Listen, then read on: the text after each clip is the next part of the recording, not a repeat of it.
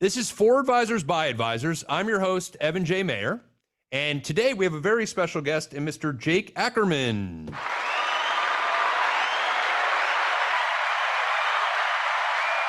Welcome to the show, Jake.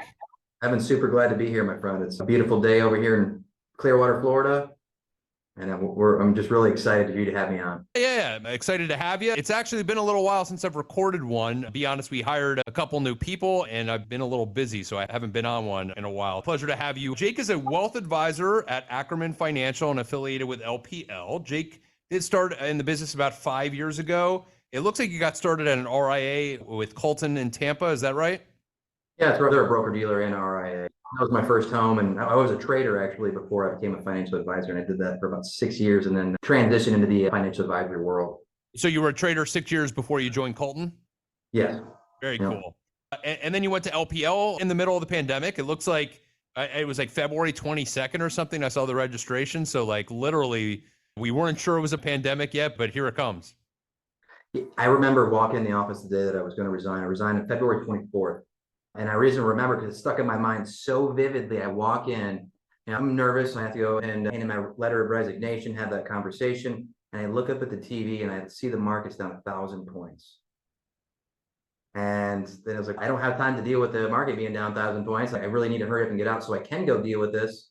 And let's get this over with. Let's just go and hand in this in and move on with this next dilemma that we're getting ready to have to deal with. So it was precarious timing, but I wouldn't have it any other way. It actually slowed things down because the whole world was shut down. Yeah, it might have been easier too with everything bad going on to go to the client and say, hey, we got to get your accounts over here quicker. These markets are moving so much day to day. I'm sure that was somewhere in the call notes. No, they all called me.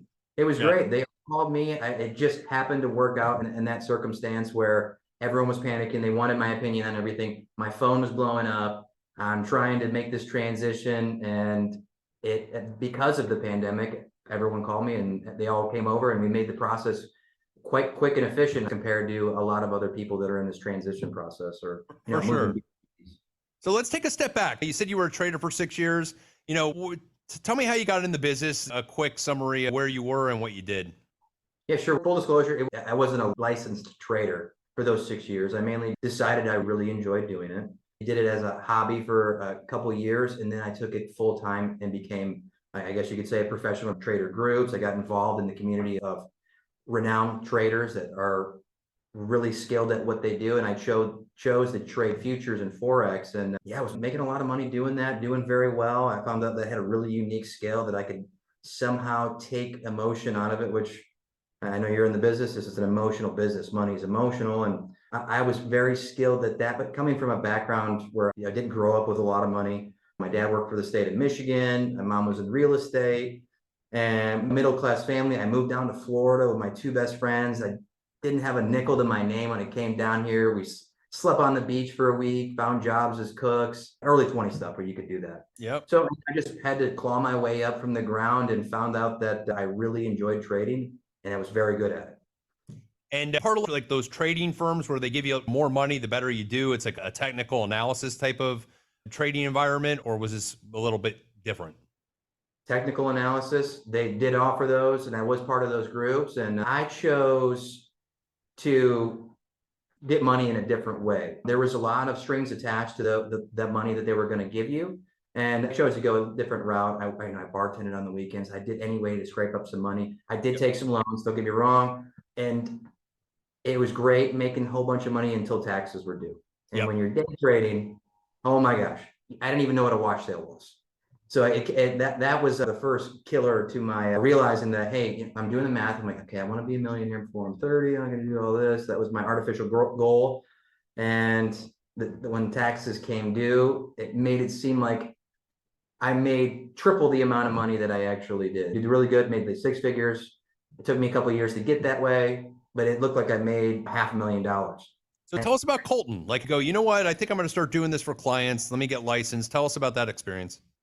Yeah. So trading, I loved doing that.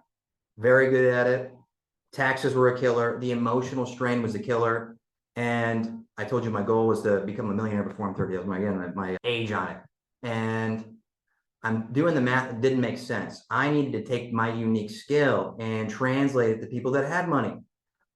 I'm looking for a place that I do a quick search, like, hey, how can I make this work? Financial advisor, I stumble upon that, figure out what license I need, what the curriculum that I have to do in order to become a financial advisor. Found out I have to get a BD to support me to get my Series 7.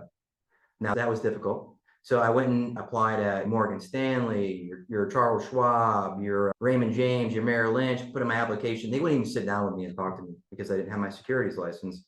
And I didn't come from a family of other financial advisors, so I didn't have the connections to get into the organization. So I went to New York Life, actually, and they were going to support me to take my securities license. I got my insurance license. I did that in about a month, and that was my objective. And I just needed a place to get that securities license. I didn't want to be at New York Life. Nothing against New York Life. I'm sure they're a great company.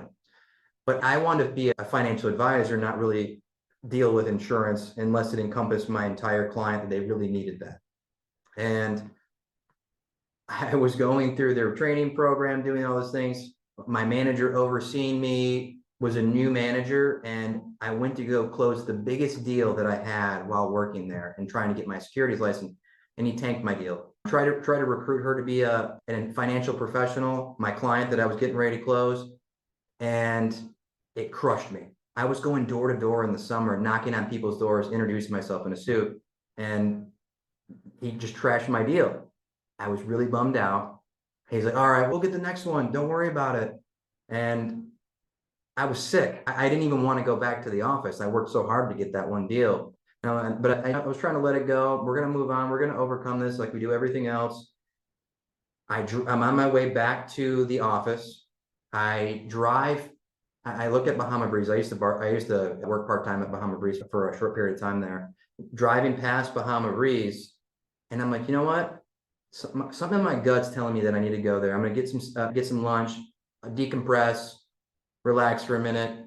I passed it and did a U-turn on the causeway. Went there. I have a friend there who's a manager, and he said, "Oh, I got to introduce you to my girlfriend. She's a receptionist at a broker dealer." Oh yeah, I'd love to meet her. Met her, and she said, "You need to meet our human resources person." Met her. "You need to read our CEO." Met him. "You should come in for an interview tomorrow." And that's how that process began. And they ended up supporting me to get my Series 7. They're great, super friendly. I just wanted to start something on my own. That's why I ended up transitioning from. So you left. And at the time you left, Colton, how many relationships did you have, assets under management at that point? Only a couple years. Yeah, no, I was there for 2.5 years. I went from like 400th in the company to top 20 in those 2.5 years that I was there. I was aggressive. I was there nonstop. I was working 24/7. I don't have a wife or kids. That's all I was doing. I was obsessed and I loved it. So I got to about 24 million before I left, right around there. And that really helped with the transition. And now you're what, 3 years in Ackerman? It's your own shop. You do have what, about 3 associates with you? So I have two. It will be two. One employee starts next week. It'll be 2 full-time employees that we have here, and then another advisor and 2 other junior advisors. Excellent. Yeah. So we're growing. And the firm asset under management at this point?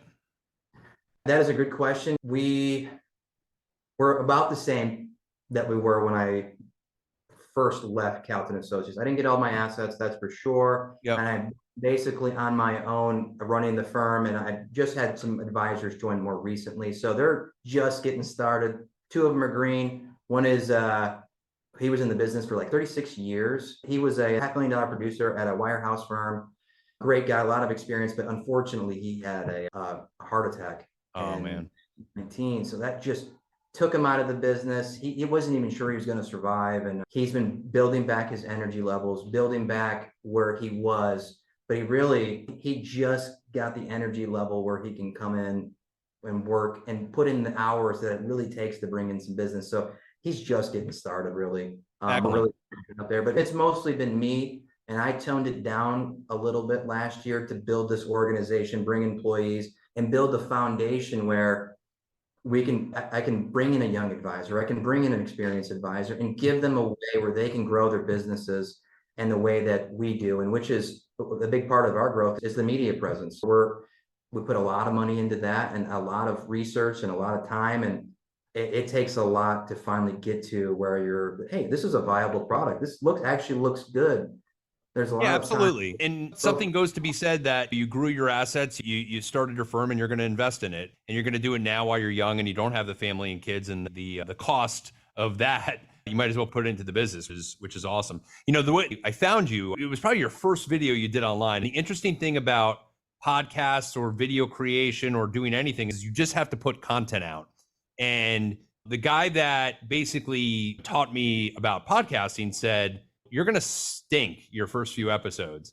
Use that as fuel, use that as motivation to get better. And what's interesting about you is I've watched your videos progress.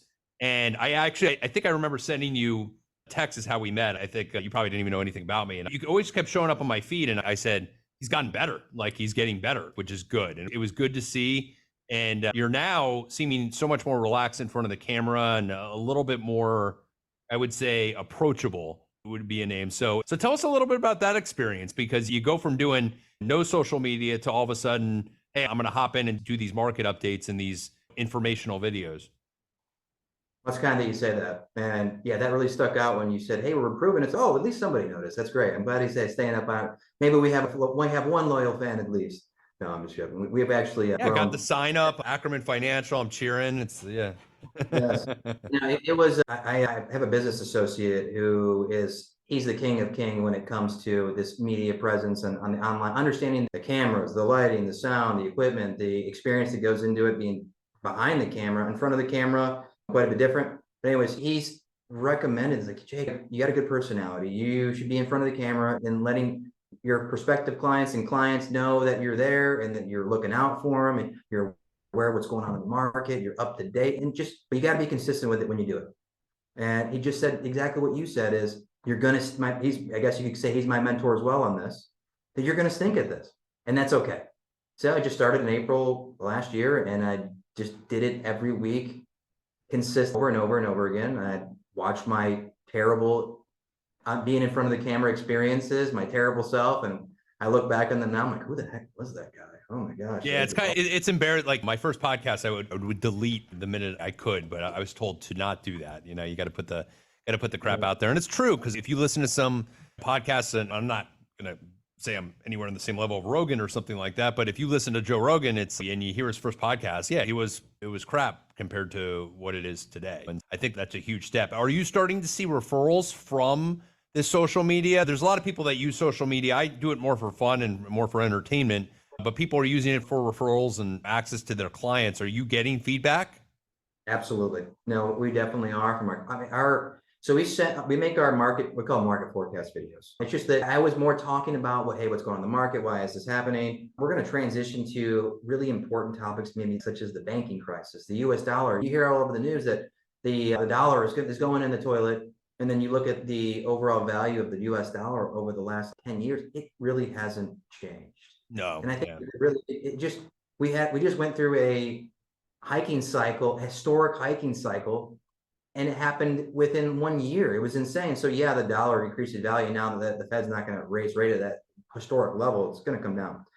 Talking about the hot topics and things that are really important that are on people's mind, I think it's going to be a great way to transition to that market forecast, we'll say. But we're sending all my perspective on what's going on with the market, what's happening in the world, with geopolitics, markets. I'm sending to our clients, and our open rate's like 50%. Our clients are really tuned in. That's great. What's going on? They want to know. And I talk to them like, hey, they're all going to text randomly, and they'll be like, hey, thanks, Jake, for your discussion on that. I appreciate it. Thanks. What do you think about this? How's LPL been? How's LPL been on the videos? Does it just make sure the right disclosures are on there and you're good to go kind of thing? LPL has been extremely supportive. They've been great. We probably submit more videos than the majority of LPL advisors. That's what we were told. And we're really close with the marketing regulatory review department. We have our own specialists who we talk to frequently whenever we need. And they're just always just looking out for us, making sure we're doing the right things and not making any promises that we can't keep, doing something that could get our firm into any kind of trouble with. And I guess, again, going back to like guarantees, saying, oh, yeah, this is for sure going to happen. So they've been great. Their turnaround time is, I can't believe it's like 24 hours for longer perform videos. That's And then great. for our email campaigns, it goes out that day in a couple hours. It's fantastic. I film our market forecast around noon on Fridays, so I can get as much market information as I can. I don't want to miss anything and deliver to video to our clients and our prospects that doesn't have all the information. Yep. So we'll be filming in the morning at 12. It gets out about 4 p.m. 4 5 p.m. Sometimes 6 at the very latest, but it gets out, and our clients are loving it. Prospects who are on our email list love it. So we're going in the right direction. So talk a little bit about management of assets. Does the buck stop with you? Are you a full discretionary fee-based advisor at this point? Are you non-discretion? Your models, are they individual securities, or are they using ETFs or mutual funds? Or do you use SMAs or UMAs, or is it all Jake? Yeah, there's a mixed bag for sure. It depends on the client and what they need. More aggressive. I was a professional trader for 6 years before I became a financial advisor. That's my forte. I do love doing it. I do it with my own account, so I might as well do it with my aggressive clients. We're basically having the same portfolio. So I'll go in and trade their accounts. Once I'm done with that, So that's like individual stocks, those accounts? Oh yeah, And you're long only, I'm guessing, not shorting anything? We can absolutely short if we need to. I'm under the perspective as of right now, 2024 is probably going to be that bumpy year. We're in this like nice Goldilocks window, I want to call it. I think there'll be some FOMO. We start getting back up, approaching the highs of the S&P 500, and that might be a nice time to take some things off the table, put some hedges in, maybe add some short ETFs. And I'm not shorting individual stocks. You're not shorting, you're not shorting individual stocks, but you might buy an inverse ETF. Exactly. Yeah, we Got can it. absolutely do that. But right now we're 100% long. We bought a lot of tech in October for my aggressive clients, and then my more conservative, we're investing in the account and rotating the portfolio less frequently. We have some SMAs in there with third-party money managers that I'm operating, and then I can go to cash by one press of a button for them. LPO has a really good system, can do that. So I'm more market time because I am a technical trader. Market timing with them, and then I'm over there trading individual stocks, my more aggressive ones, and then the income-based ones, we're just setting up income streams that are stabilized. What are you using there on a product standpoint on the fixed income stuff? Sure, there's treasury bills are very attractive. Munis are very attractive. You buying They're individual for clients? absolutely. So we have short-term bonds.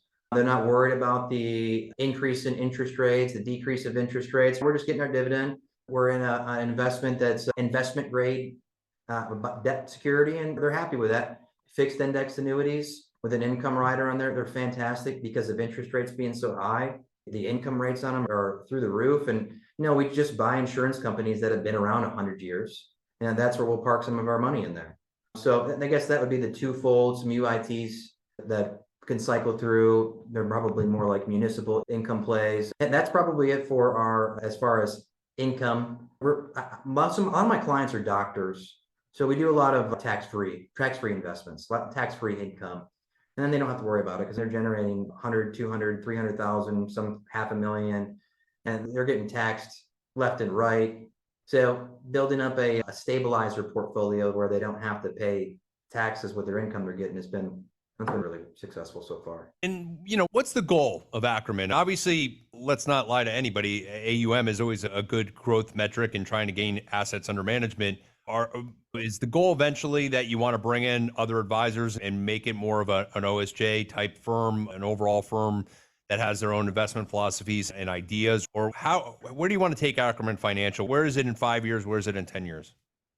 I'm glad you asked that. You're going down the exact path that I want to do, where I want to get my assets up, but I don't want to have too many clients where I don't have any sense of freedom. I can't have an enjoyment of life. I can't do the things that are important to me, which is, I don't have a wife and kids right now, but those are important to me. I want to be able to do those. I want to be able to give back to my community. I want to start a nonprofit. My mother has MS, and I would love to be able to start a nonprofit that benefits folks that have MS. So the only way for me to do that is to be able to free up time. So right now, because of the media, the foundation that I built last year with my team is for the future growth, is to be able to bring in, whether they're junior advisor or they're seasoned advisors, we want to be able to bring them in here and give them a home where it's not a wirehouse style. It's not just an independent style. It's a happy medium where they're going to get the support of more of a wirehouse, They have the resources of a Fortune 500 company from LPL, and yet they're independent. If they want to leave and go somewhere else, take your business. That's a business that you brought in. I'm going to give you all the support so you hopefully never want to leave. And we'll give you the really comparable payout to as independents, probably comparable as independents that are out there right now. I've been recruited by a lot of them. I get messages from them all the time. So yeah, it's to bring in as many advisors that we can and grow this firm. And where I can, again, be the business owner. Yeah, I'm still going to have my clientele, but I for fulfillment in life, for me, is important to have a family, have kids, and be able to give back to my local community. And hopefully, Do you see yourself more 5, 10 years from now in this CIO role? More, that seems to be what you enjoy the most, is the investment side of things, or more in a CEO type of role where you're managing the business? think about that one. I do really enjoy going out picking investments. I'm very good at it.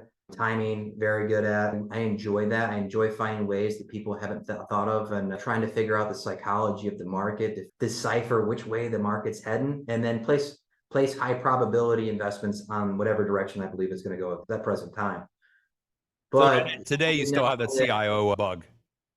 I do and I don't, because I know what that takes and I know what it does to you, and I know the time that I have to put into it, which I don't mind that. But do I want to trade every account that I have?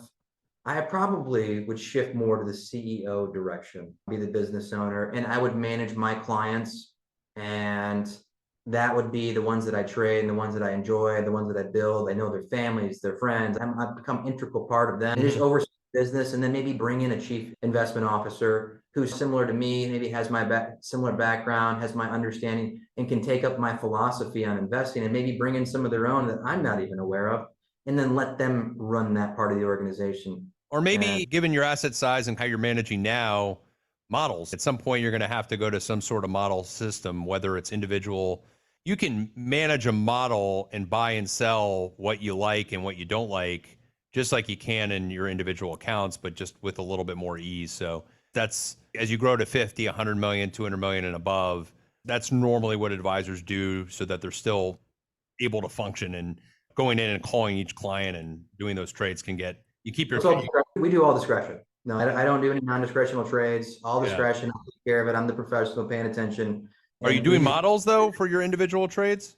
Absolutely, absolutely. Oh, we okay, have, good. yeah, Good. no, there's no way. We block trade them. So again, I'll put them into whatever they're aggressive. That's what I'm block trading, individual stocks. Got it. And there's some ETFs that are in there for maybe the less aggressive ones. But no, there's no way that I could go through all those clients' accounts and trade them all individually. Case by case basis, if a new client onboards and then we need to unload a position that's concentrated, I'll do that over time. I'll handle that one separately. But yeah, no, generally, we're going to trade it on a block trade model basis. And that way, I could go again, that would take up my whole day. It would. Advice. Look, you're a newer advisor. Yeah, you were a trader, but look, at the end of the day, you grew from 0 assets. Mom and dad didn't give you the business, and you went and grew this practice. What would be your advice to the newer advisors that are out there that are just getting licensed? What advice would you give them? And give us a couple tips maybe that are not the standard. Yeah, you just got to work hard. We all know that. But what did you do to help yourself grow? I think the best advice that I could get is work on yourself first and become that person who the 50, 60-year-old person that has $1 million, $500,000 investable assets, $2 million, 500 million, or whatever they have. Become that person that if you were that person, they would hire you. So you need to learn how to communicate, talk to people, how to present yourself with confidence. Confidence is going to be built with trial and error of success. But you need to shift who you are immediately. You need to start becoming a different person. You need to stop hanging out with the friends that unfortunately aren't the potential clientele that you want to be. You need to start hanging out in those, we refer to a jungle. We're all trying to get big gorilla clients, we'll call them. The gorillas hang out up high in the trees. They all hang out together. Are they hanging out with the chimpanzees that are hanging around on the ground? No, they're hanging up. They all hang out together. So work on yourself, go hang out in places where people that are far more successful than you are, go hang out in those areas. And over time, you will become that person that they would hire, that they want to be friends with. The sooner you do that, the sooner you're going to be successful. And then the other one I would say is have patience. This business takes a long time to build up. And if you want to do a good job at it, you got to do it consistently, and you got to be patient with yourself because you're going to make mistakes, and it's okay. And don't be afraid to fail. I think we probably all heard that cliche before, but you really, No, but you are hanging with the right people, but also having the patience to know that this is not going to happen overnight is something that I think is an important thing to stress to all young advisors coming up, because it takes a long time to have those fails, those successes and those failures. And by not giving yourself that time and trying to push, you might end up selling a lot and you might end up doing okay financially, but you're not building yourself the right book of business and you're not really truly helping people either. 100%. Yes. Yeah. Awesome. Jake, last piece of advice for anybody out there? Yeah, and financial advisors or anybody? Yeah, this is for advisors. All right. I would say last piece of advice is build your brand. Stick to your brand and be willing to change. Because there's one thing with death and taxes, right? I guess that's what we're all destined to, that we can't ever avoid that. We also can't avoid change. And there's been so much changes over these last few years. And if you got to be ready to change, and even the older advisors, they're where they're at and they're getting stagnant. There's so much change that just took place. There's so much opportunity out there. You just got to adapt and change. Awesome. Jake, if any advisor out there wants to get a hold of you, how do they reach you? Yeah, www.ackerman, ACKERMAN,